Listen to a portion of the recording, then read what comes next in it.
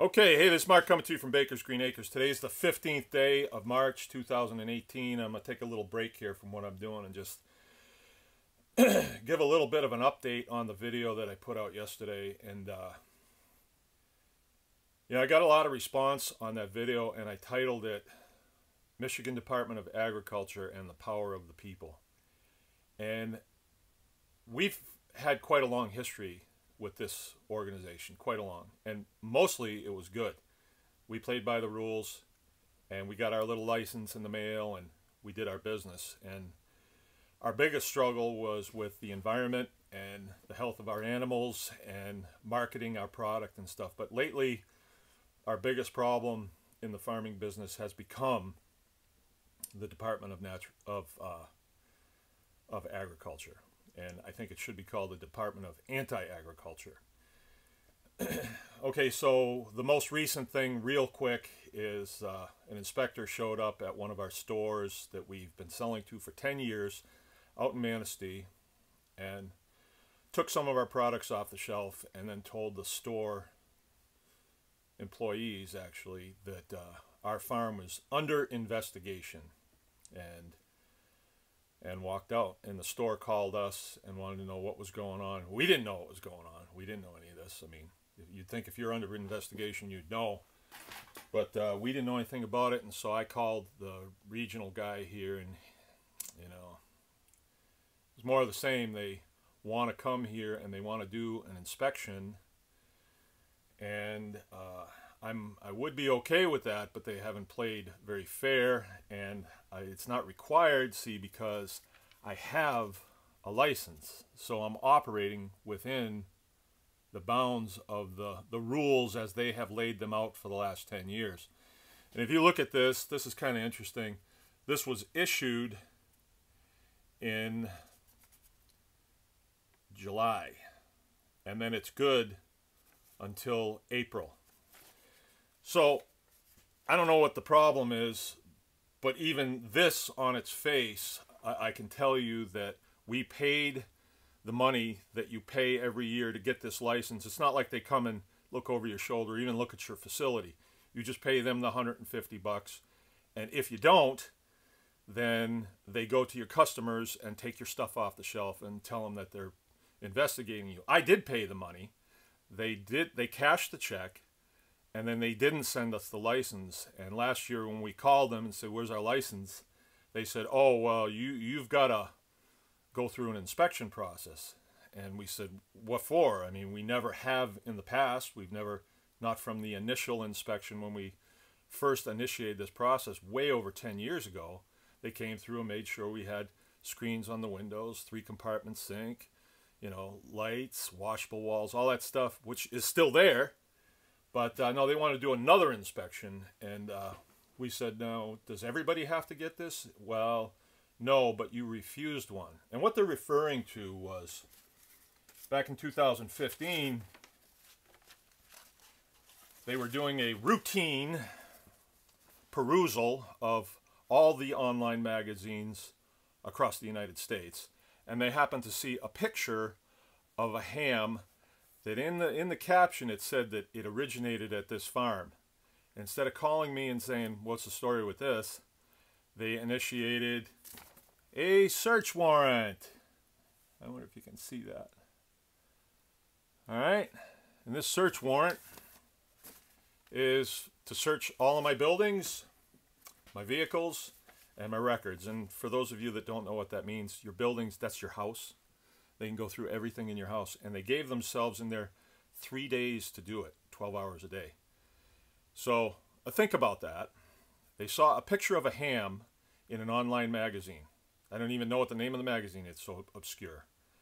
And from that, they generated a search warrant. A judge signed it on their good word, on MDA's good word. And then they came here with 2 state police cruisers and 3 state policemen and 2 sedans from the state, pulled in like it was a drug bust. And it didn't go very well, because I said that I wanted to have some of my friends here, and the little people from the state didn't want to meet any of my friends, and so they decided that they would leave. And the state police were very nice about it. They didn't really know why they were here. They were just detailed. And, you know, I think I had a pretty good rapport with them. But anyway, I never did refuse that warrant. Still have this warrant. It's still valid as far as I know. I never refused it. I just said, I want to have some of my friends here to witness this. And they didn't want to hang around for that. I guess they don't like my friends. They don't like all of yous. And that's why I title this The Power of the People, because that's really where the power is. The video I put out yesterday got an unbelievable amount of response, unbelievable amount of views and I've been doing videos a long time. And this is like a camel that they're putting sticks on the back. And the people have had enough of this, you know. These organizations that think that they are so much smarter than us, and they decide that they're going to change the rules halfway through in order to pick a winner and a loser, you know. They don't like me, that's for sure. I started in small farms when I got out of the service, like 14 years ago, and we've made a go of it. With all the pressure that's been on us, we've still been able to pay our bills and pressed on. And this is good, and this is why I'm making this video, is the pressure and the heat that they put on you makes you stronger. And they make our numbers grow of people who are watching this and saying, this serves no purpose, this makes no sense, you're just abusing citizens because you can, and you think you're so much smarter than them, and you want to put this guy out of business, and you tried everything you can, and now you're trying again. That's all this is, right? Because it has nothing to do with food safety. When I pay my $150 every year, all I do is get this piece of paper. That's it. And the kid generates it off of his computer on the spot. They don't come and they don't look at anything. They don't look over our shoulder when we're butchering chickens or doing any of the things that we do. And that's what we do here. We raise chickens. We have a butcher shop. We process them. We bag them. And we deliver them to our customers. We've been doing this for like 13 years, and we've never made anybody sick. We've never had a discrepancy. There's never been a problem. The only problem is probably my mouth here when I speak out against this organization that has taken money from us, and we don't get anything in return. I mean, there's no value adding. Department of Agriculture doesn't add any value to my operation at all, but I have to pay them this ransom every year, or they will go to my customers, you know, they'll go to my customers and say, well, there's a question with these products, or he's under investigation. I'm under investigation right now. That's what they told my store. And I want you guys to think about this. I mean, when you're in business, you cultivate relationships with people, and there's a lot of sacrifices doing that, right? And I've been with Port City Organics for over 10 years. I know the owner of it really well. He's a veteran too. And this inspector goes in there and has an axe to grind and tells them that I'm under investigation. So when the people that work for this store are going to order, the chances are that they're going to say, well, we don't want the hassle of, you know, the food police coming in here and hassling us, so let's just order from somebody else. You know, let's order from Cisco Foods or something like that. And so that brings me to my next point. Who benefits from all this? All right, Department of Ag, who benefits from your actions? And I think that's something that people need to start to think about. All the shenanigans that they pull with small farms, most of the time, you never find out about it because most farmers don't have a YouTube channel that they can go to and they can blab and it will have any impact on them. But in this case, we do. And I think the public is to a place, I know I am, I've had enough of this. I've absolutely had enough of this. All we're trying to do is feed our families. And we've got a track record of doing it safely and efficiently for 10 years. Now, why is this happening? Okay, that's going to be my installment for now, but I will be back with other information. Oh, and I had some phone numbers for you. Real important. I'll just put this up so you can get a screenshot.